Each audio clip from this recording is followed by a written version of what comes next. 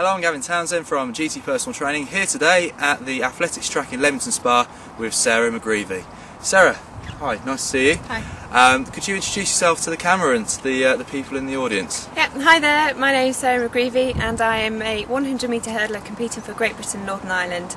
I also take part in the 60 metre indoors hurdling also. So how long have you been doing it for, Sarah? I started when I was 12 hurdling, at the age of 12, but I've been running since I was the age of 10. I took part in biathlons and triathlons at my brother and sister's school, which got me involved and where I enjoyed competing. Therefore my parents took me down to a local athletics club here at Leamington, and I joined a group where we did lots of events, lots of running, jumping and throwing events. However, it was the running events that encapsulated the same experience that I felt taking part in the triathlons and the biathlons. Then at the age of 12 someone showed me how to hurdle, took to it like a duck to water, and I had instant success. By the age of 14 I became England's #1 hurdler. Then I went to the World Junior Championships at the age of 17 and the European Junior Championships, which was fantastic, and I became Commonwealth Youth Champion, winning the gold medal in 2000 also.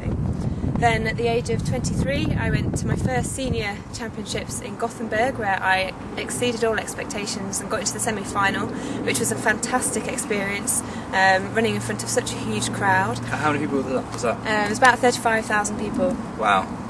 So it was very much, I was running also against Susanna Klör, so she actually won, and it was in Sweden, and she is Swedish, so the crowd was amazing and it was a fantastic atmosphere. What were your nerves like that day? 35,000 people looking upon you in the crowd. You don't really think about the crowd when you're actually racing, so I just put everything that my coach had taught me and hoped to sort of pull out a good performance, which I did in the heat to get into the semi-finals. So with next year's Olympics around the corner, how's your training going at the moment? Training's hard work. We're in full winter training. It's not the best because you're always on the floor, suffering with lactic acid and the long distance, over distance that you have to do to compete in the 100 metre sprint hurdles. But training's going well. The weights room, we have to do a lot of fitness in the weights room, and that's going very well as well. So yeah, just looking forward to the indoor season coming up in January through to March, and then the exciting time when it's the April through to the Olympics. And have you seen much of the stadium? Have you seen any developments on? Obviously I'm following the developments of the stadium via the BBC News sort of website and all of the press coverage.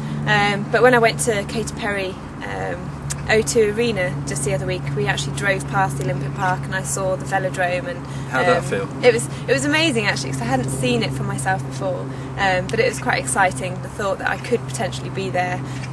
It's definitely an incentive to really work hard during these cold, wet winter months. Okay. If I was a 5-year-old and I was wanting to get into hurdling, what would you advise that individual?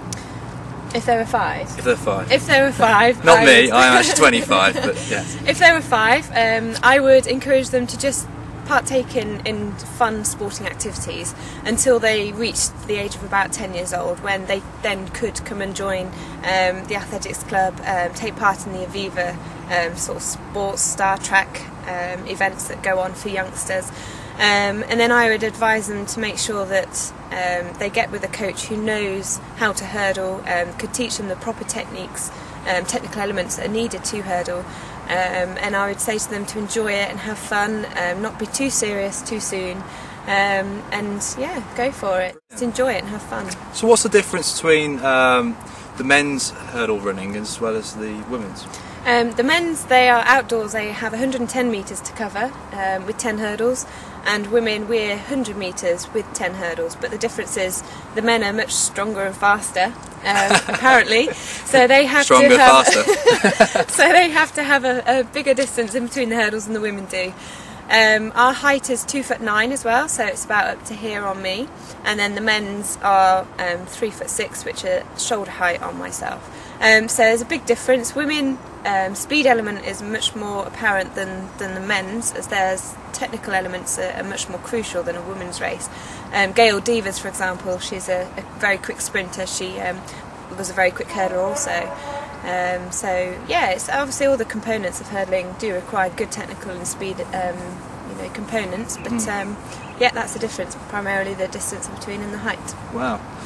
Okay, thank you for watching this video today. If you'd like to support Sara McGreavy in any sort of sponsorship, please give her a call on the phone number shown below, or alternatively follow her website.